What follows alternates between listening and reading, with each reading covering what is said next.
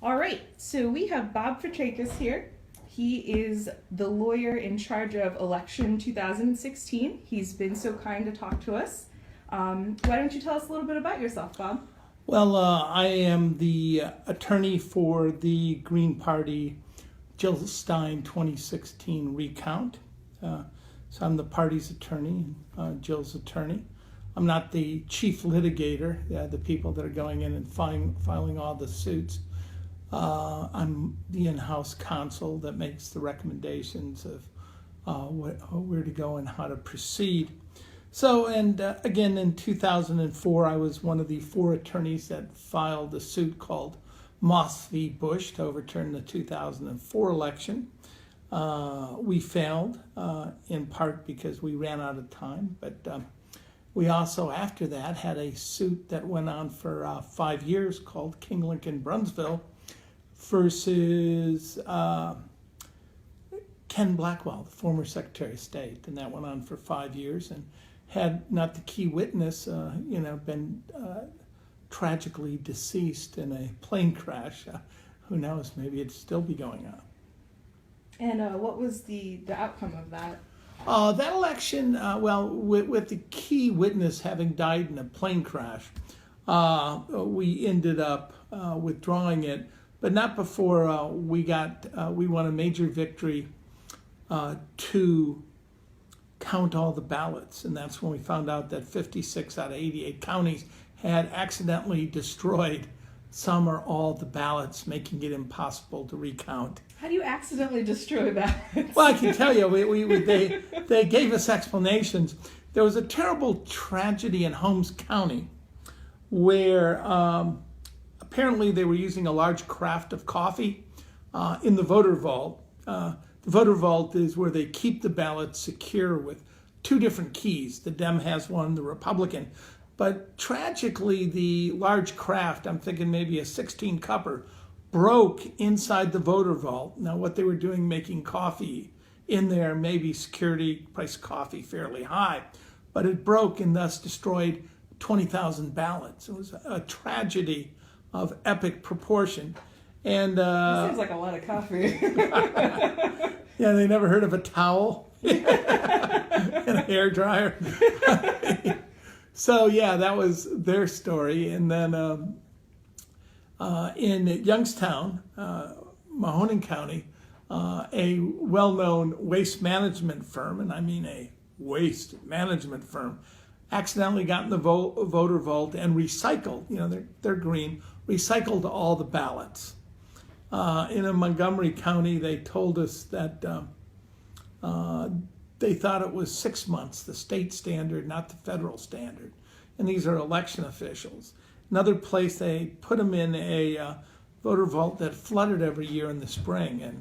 And why they put ours on the bottom and not the ones from 1976. In the Ford race, I don't know, but sadly, 56 of the 88 counties destroyed all or some of the ballots. Interesting coincidence. So would you say incidents like this happen all over the United States? Or? Sure. The United States has a non-verifiable, non-functional election system. We allow partisan, for-profit corporations to secretly count our ballots, right, with secret software. And we have, most of the election officials, they're party regulars. They're loyal to the party, and if the party says cover it up, they'll cover it up, right? They get paid well, and their main goal is not to call into question the American political system. Yeah.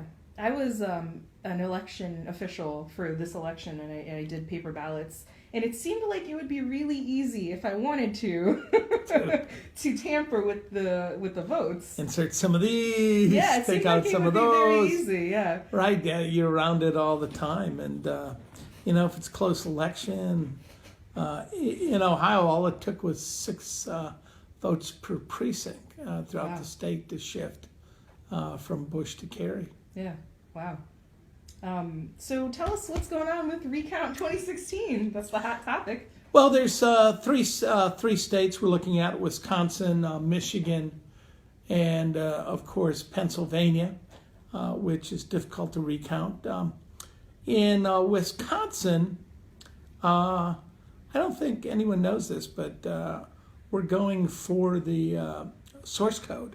We found a statute that says if we sign a non-disclosure agreement, we can look at the source code. So it'd be interesting to look at the source code for the central tabulators and see if there's any back doors in there.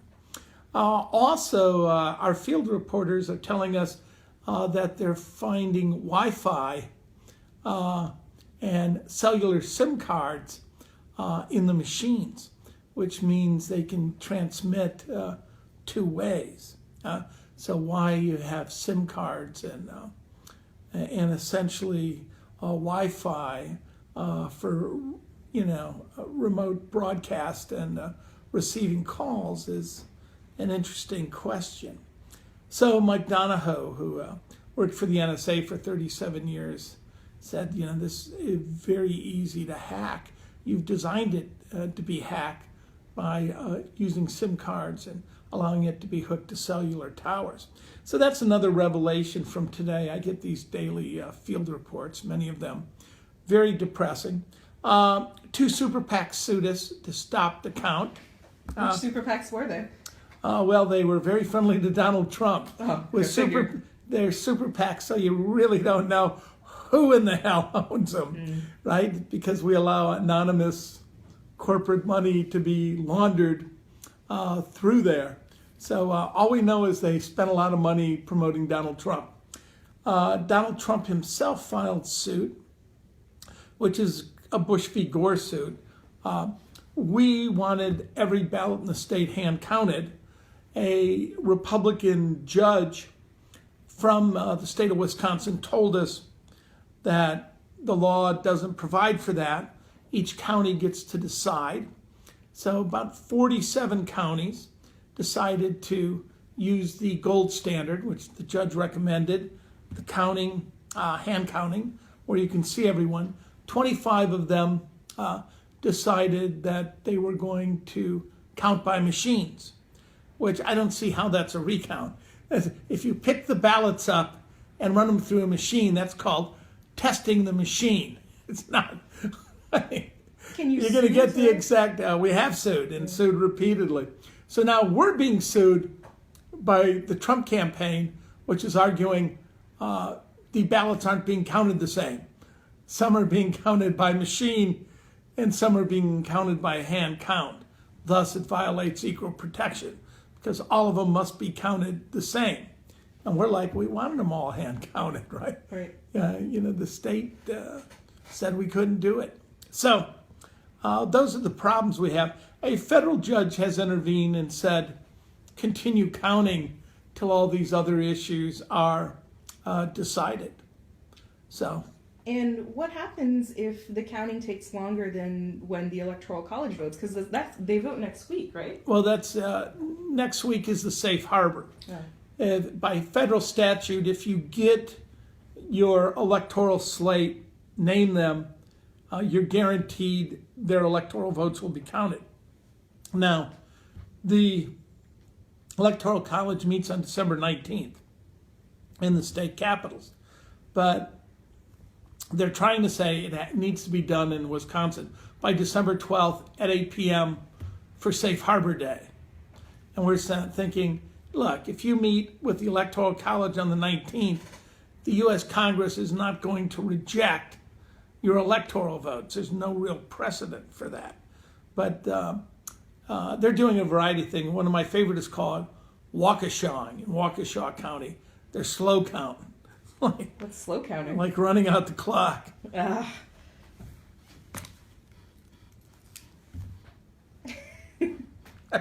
They're counting so slow, it could take about 3 months. Yeah. So yeah, that's they call that Waukeshawing, in honor of Waukesha County. So you've got other factors, right? The last recount in that state was 2011. Only about half the votes were cast, cost $1,000. So they told us 1,000,001, twice as many votes, seem reasonable. We show up in Wisconsin and they say it'll be $3.5 million. What's their reasoning for that? Well, I think it's those exorbitant wages that Scott Walker must be paying. I think there's been a sevenfold increase in the salaries of the civil servants and election officials. I mean, that's the only possible explanation, and we know that's not true. We're paying, it's based on paying the salary of every civil servant in Wisconsin. And apparently, we need to be civil there's servants. a lot in of Wisconsin, inflation that's been going on. So, in fact, one of the people in the state election official, when asked to condemn the Green Party, he said, condemn them? I mean, this is going to be a green Christmas. I mean, a lot of people are working overtime. We've hired part-time workers. It's right before Christmas. Everyone's real happy. So you're helping the economy. Over at Waukesha, they might be getting triple overtime. It's taking so long.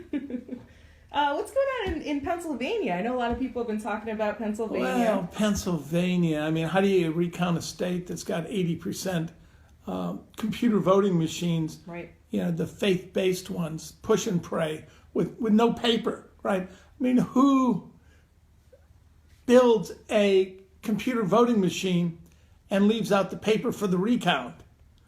I mean, someone who must be pretty sure of the results of that election. I mean, the recount is they push a button and the same totals come out. They put it on a memory stick. It's like, it appears to be the same. We did the recount. It took 5 seconds. Just kind of. And you can't look at the source code in Pennsylvania, can you? No, Yeah. no.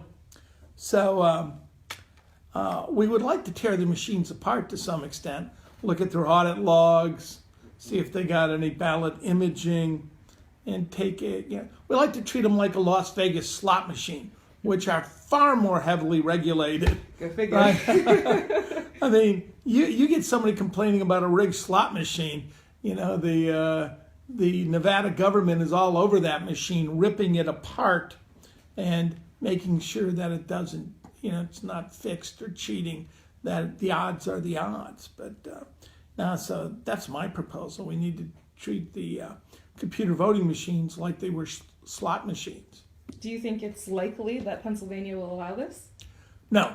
I mean, they're fighting. In fact, we kept losing at the the state level there, as the chief litigator said for our team, that the state judicial system is ill-prepared to deal with these types of questions.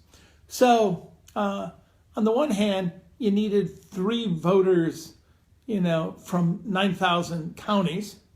And then there's another one that allowed you to have 100 voters to count statewide, but the judge wanted $1 million bond from them in our campaign. Since they were independent voters and not with our campaign, we couldn't pay it.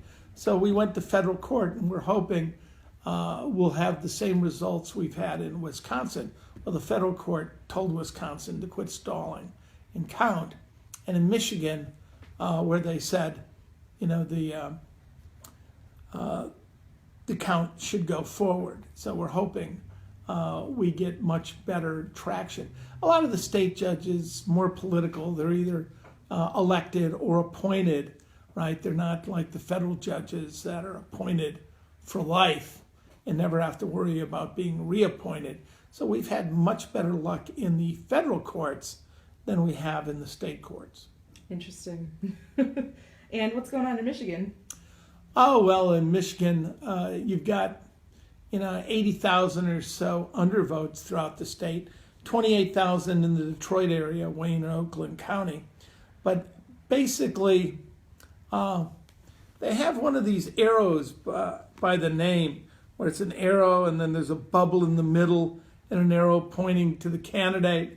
And what they're trying to tell us, in the Detroit area, about 28,000 people, many of them went out and voted straight party ticket, which is allowed in Michigan. But they're telling us they didn't vote for Hillary Clinton. They voted the down tickets, right, including dog catcher, but didn't do the top of the ticket. And usually that doesn't seem like a normal pattern in a presidential year, that you've got 80,000 people, many of them voting straight party, leaving off. And these are Scantron machines. So just like having been a teacher and used Scantron machines, number two, pencils. Scantron machine allows you to block a question, not grade it. Say you've got a bad question, number one, the wrong answer is on it, or you didn't put in the right answer.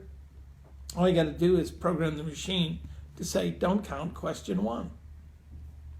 That's what the computer apparatuses on these machines can do. So we want to look at actual hand count, which so far we have the right to do that in Michigan when that begins. Yeah. But another interesting thing, in Michigan, there's only a 10,700 vote difference between Trump and Clinton. When we started in Wisconsin, there was 30,000 vote difference, even though the results aren't in from the recount to any extent. It's already dropped by 7,000, and that was just the counties correcting their official totals. A lot of them, a few of them admitted that they had double counted. They accidentally ran it through. So if Trump's winning by 1,000 in a rural area, when you run it through accidentally twice, he now has a 2,000 vote total from there instead of 1,000. So we found early on that there were 80 municipalities, villages, etc., that had, in fact, more than 90% voter turnout, which didn't seem real plausible, about 53% nationally. And there was even 5% super patriots that were over 100% voter turnout. So, and about 20 that were more than 95%. And many of these were in Trump areas, and it appears that someone may have been stuffing the ballot there. Wow.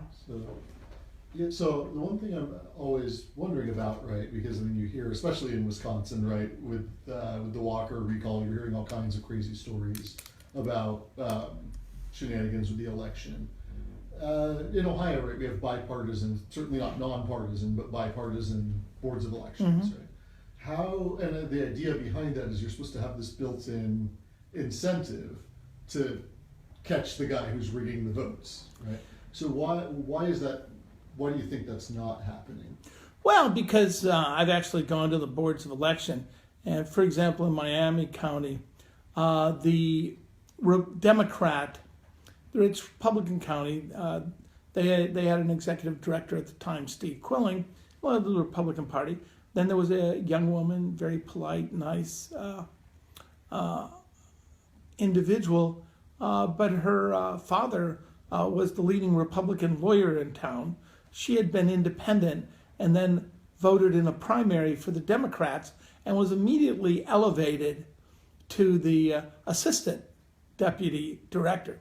So you go down to some of these counties in Ohio, particularly outside of the 9 urban areas, and you'll find a variety of people from the same family, very close, business partners, I'm the Dem, you're the Republican, and really a injury or insult to one is an insult to both of them. And they have a real commonality of interest. They know the vendors are friendly to them. They're all like family, they're good. In Ohio, thank God, we used the Right to Life movement, Triad, the Rapp family.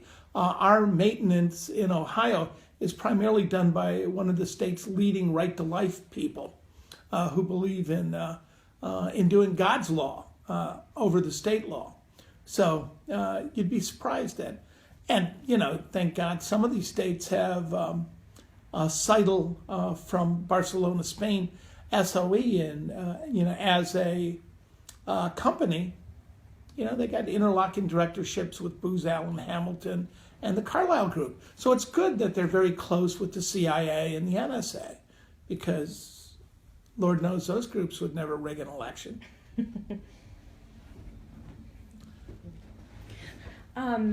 What are your experiences with the Clinton campaign when it comes to the recount? Well, I was on record. The Clinton campaign I thought needed to be investigated in 12 key states.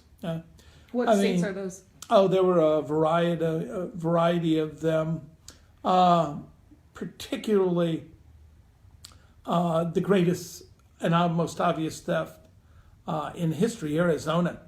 The exit polls, how people said they voted, was 36 points off from the actual official vote count. I mean, just a staggering impossibility, suggesting someone tampered with those votes. California, where there's still, got 1 million votes or so to count, and where people were put in the wrong parties from the voter polls and the database. You've got other ones as well. Massachusetts, for example, what happened in New York and Brooklyn. But there's a whole list that I've published online. Now, was this in the primary or in the general? Primary. Okay, yeah, right. So in the primary election, and they all went in one direction. All of these unexplained results went against Bernie Sanders, which is actually very similar. She was victimized by that in the general election. 28 states had the exit polls asking people how they voted. 24 of them had a shift to Trump. Only one had and out of that, there was about 12 of those states where it was 3 or more deviations outside the margin of error. So the likelihood of that happening in reality, for example, Wisconsin's results when Clinton's winning by 4% and Trump wins by 1%, happens about once every 60 presidential years, or times 4 since presidential campaigns. So about every 240 years, you're likely to see that. But that was one of the better ones. I mean, some of these were just totally statistically implausible. You've got to believe that the universal laws of stats don't apply in the United States. Our own State Department has a standard of if you're significantly outside the margin of error, that you should investigate to see if there's a free and fair election. So 12 of the states in the primary, Hillary would have been investigated by the State Department, where she served as Secretary of State, were those elections outside of the United States. So in this one, you got about another 12 for Trump that don't meet the standards of a free and fair election. There's a red flag, being flown saying, investigate me further. These results look improbable. So I've heard a variety of explanations for these exit poll deviations, right? And they range from, well, we're not running the same kind of exit polls here that we run in international. Well, that's absolutely false. If you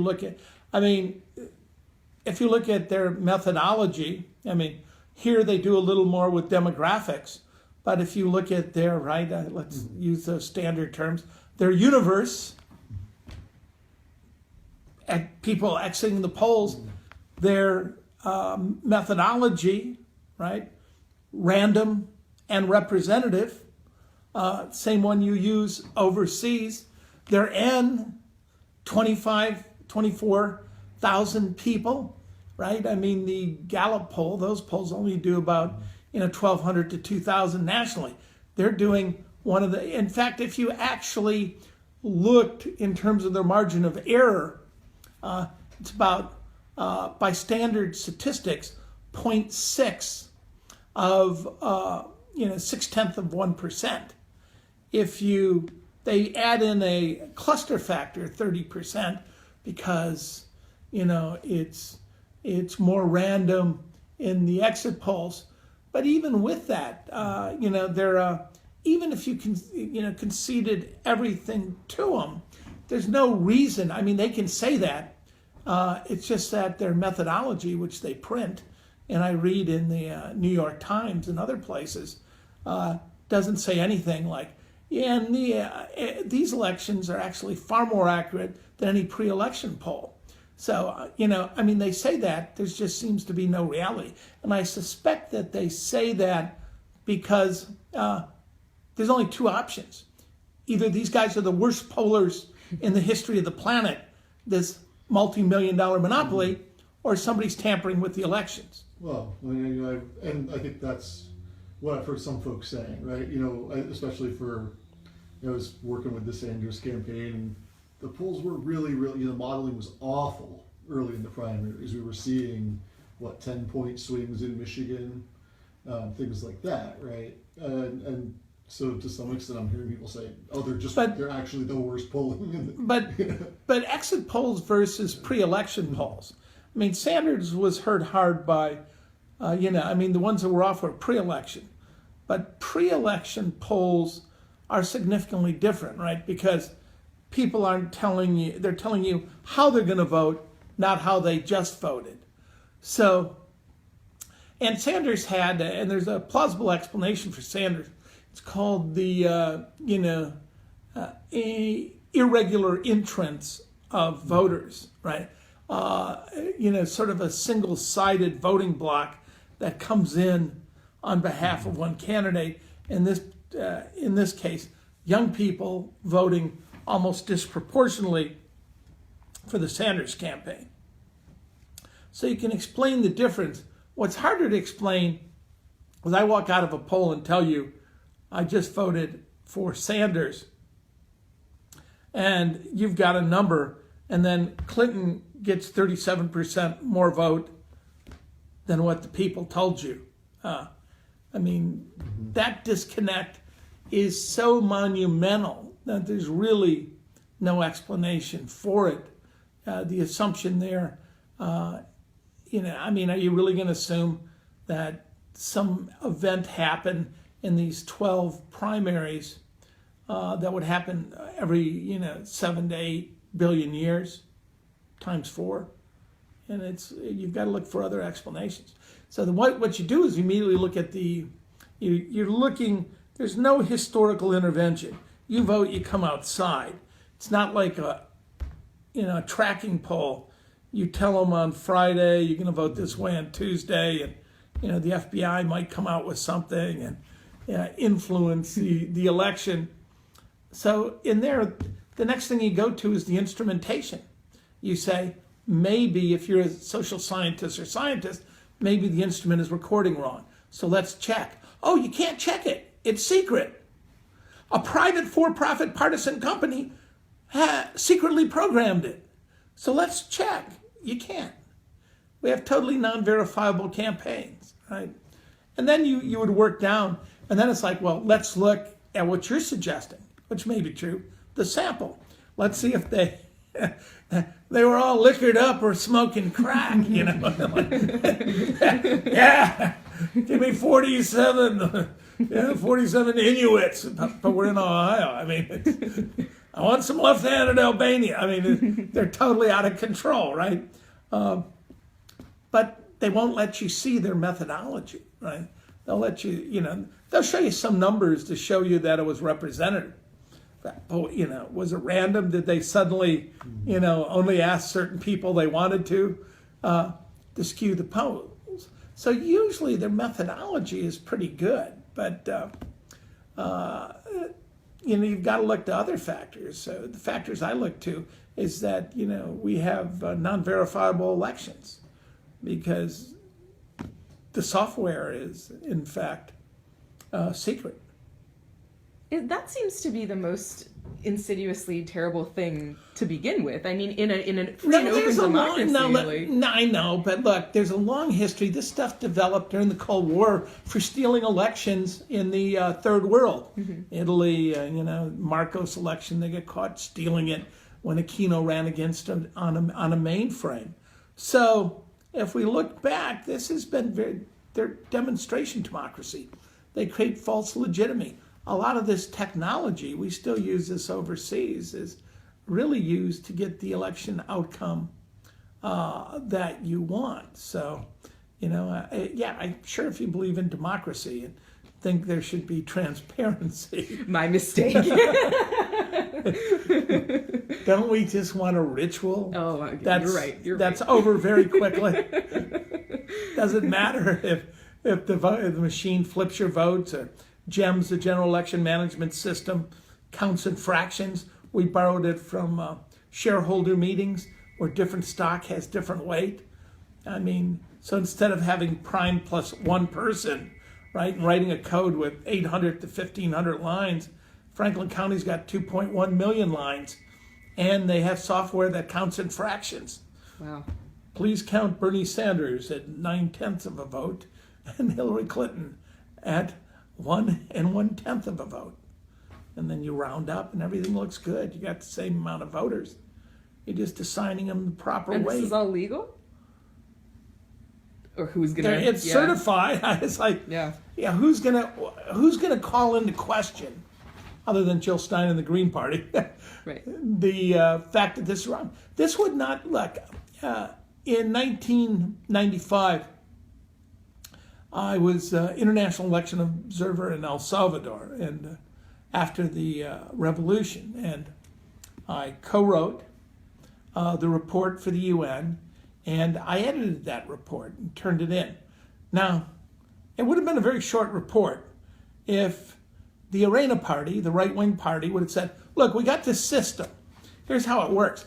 I've hired a partisan company that's backing my campaign, and they're going to secretly program a computer, and then they're going to secretly program the central tabulator, and then they're going to control the entire voter registration, e-poll books, and the database, and they're all going to do this secretly, and we can't look. And they're my supporters. Is that okay? I mean, the revolution will still be going on if they use that, right? Here's what they decided, very shocking. Why not have a plastic box see-through so you can see no ballots in it? Why not vote on paper? Why not open the box up, unfold them, and count them before the eyes of the world, all parties, and of course the media and the election observers and the United Nations observers. That's what they could agree on. I mean, well, we come up with, hey, and Hig Capital, which owns the third largest voting company, again, gave money to the Clinton Foundation. So did Dominion, the remnants of Diebold, which went out of business after they were charged with, quote, a worldwide pattern of corruption and fraud. So they gave money to Clinton Foundation as well. Hart Civic, third largest. Who bought it? Friends of Mitt Romney bought it before the 2012 election. And his family's own hedge fund invested in it. I mean, what sort of country allows friends of candidates and their own family hedge fund to invest in voting machine companies? And then if somebody raises the issue, they're crazy, they're conspiracy. Just because we have secret software that no one can look at and partisan companies, that are beholding and giving money to candidates control the machines, you can't infer anything from that, even if the vote's 37 points off in the primary in Arizona. Yeah, you can infer stuff from that. That somebody's messing with your elections, and you've designed it. Look, the United States has uniquely designed its elections to be, not so much be hacked, but to allow them to be tampered with by private companies that have the keys to the kingdom, that secretly program the stuff. I've been in these board elections. Guy comes in, ooh, I'm from ES&S. Look at this. Can I just go in and program all your machines? Cool. I mean, the party regulars know virtually nothing about IT. They're there because they're party loyalists and regulars. Some are absolute hacks. They know nothing, can't program a machine. Some don't even know how to turn the machines on. So here comes the friendly tech. Look, I've got a badge. Let me go in there and fix your machine. And I do mean fix. So, I don't know why people don't get it. It's not that hard to figure it out. I mean, that you're allowing private, partisan, for-profit corporations to secretly use proprietary software to do everything, from how many people are on the voting rolls, to late night tabulation, to central tabulation, and to the voting machines themselves. In Ohio, I sued before the election. After I got these requests, I was trying to get the primary results. Fayette County writes me back, and I said, I want your ballot images, on your machine. And they said, there are none. What do you mean there are none? You've got a machine, there's a couple machines, MS-200 and an MS-850, that have audit logs and have ballot images, high-speed scanners, security features. I mean, what do you mean you don't have them? We don't have them. It's like, well, how can you not have them? Well, we turned them off. It's like the default setting. You'd have to consciously turn off your safety figures. What sort of backward people or state would allow your audit logs? And the reason we were concerned about this is 3 counties, their central tabulators, while we were watching in 2015 during the marijuana vote, their vote flipped. Like, can we see your audit logs? Oh, we didn't have them on. And they're the default setting. You have to consciously, it's like having a massively elaborate safety system in your house.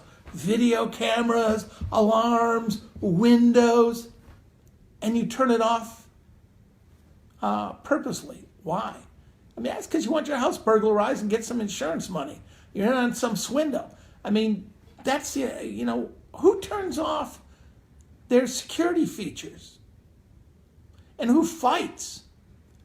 And, instead of just saying, yeah, thanks for letting us know, we'll turn those on. Actually, Susan is indignant. How dare you suggest, just because we're turning off the safety features, that anything could go wrong? And I mean, touching on the conspiracy theory thing, even if you don't think there's anything going on, shouldn't you still want to have open and, auditable elections in this country? You would think. You would think, right? Even if you don't believe in the conspiracy. Yeah, I think we've probably all had the experience of telling a party hack they're doing something wrong and getting the response. Right? Hi, I've been running incompetent elections since 1984. So the last couple of years, though, have kind of been like the couple of years of leaks everywhere, right? These kinds of awful things that are going on are turning into sieves, and we're seeing everything down to how many fundraising emails John Podesta gets from Ted Strickland showing up on the internet. What have we seen so far about elections, and what do you expect to see? Well, we saw the obvious that in the DNC, was jacking the van software, the minivan, and the other. Here it is. Hi, we're going to be fair. Each of you go out and go door to door and see who likes Bernie and Clinton. Thank God we know who the strong Bernie voters on. We can purge them accidentally. I mean, we can put them in the wrong parties, give them a no party preference ballot. So essentially, you saw the systematic, hijacking of an election, right? The more than 120,000 voters in Brooklyn. No surprise. Tens of thousands, if not more, people put in the wrong categories in California. None of that's a mistake. That was done intentionally by Democratic Party regulars to keep Bernie from winning, because we know in this country we don't do do-overs. Let the best hacker, stealer, thief win. So, that's how we play this game. And the other side, if they complain, is considered a whiner. And if you control the entire apparatus, the Democratic and Republican Party regulars, you've got a tremendous advantage. It's like students who showed up at Athens County to vote for Bernie, in the city itself, and were turned away. You're not on the rolls. You're not really. You don't have any proof that you're registered at that address. Bernie lost tens of thousands of votes. It happened all over the country, as I recall. Oh yeah, after a certain time, you're talking millions of voters. Yeah. Kind of following up on that, we opened this out to people to ask questions, Sure. and one of the questions that someone had was, in your opinion, based on the fraud that you saw apparent in the primary voting, like, do you think that Bernie actually won? Oh, I think if it had been a free and fair election with a neutral election officials, Bernie would have won. Yeah. I think a lot of people feel that way, and I think a lot of people are struggling with it right now. Yeah, and it'd have been close, but clearly I believe if there wasn't massive tampering, he would have won. What's my next question? It's still your question, sorry. Yeah, I do actually. Kind of going back to what kind of help you've been getting from the Clinton campaign, it seems like they came in sort of late, right? Because you guys and Jill Stein sort of started the recount efforts. They didn't put any money into it. They were supposed to have lawyers. I haven't seen them, or So I just think they're there doing like Me Too. It's sort of like didn't have real enough guts to stand up for the great shame of it. And again, I'm not a Clinton supporter. I mean, I have very strong feelings about Hillary Clinton, and none of them are overly positive. But the fact that she didn't stand up for her voters, many of them, who are fearful of Trump, I think speaks volumes about what kind of person she is, and when it comes down to really fighting. I can't believe as razor thin as it would, she would walk away, particularly with the exit poll saying that she won. But I think that's part of the establishment, right? The major corporate party candidates, the Dems and Republicans, are not supposed to call into question the American political system. Mm-hmm.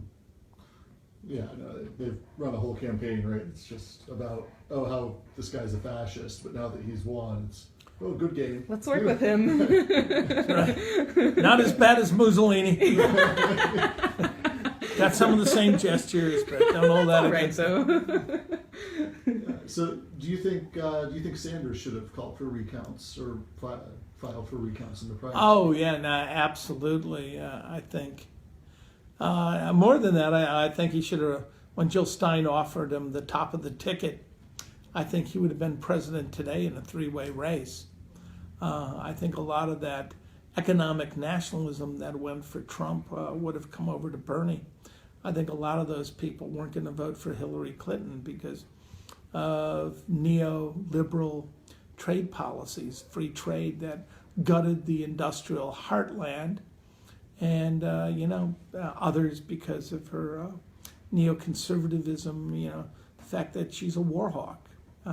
So I think it's one of the great missed moments in history. A third party could have been born from scratch. The only time that happened in history was 1860. Of course, it did lead to a civil war. But yeah, I mean, there was a real chance, I think, he could have won in a three-way race. Yeah,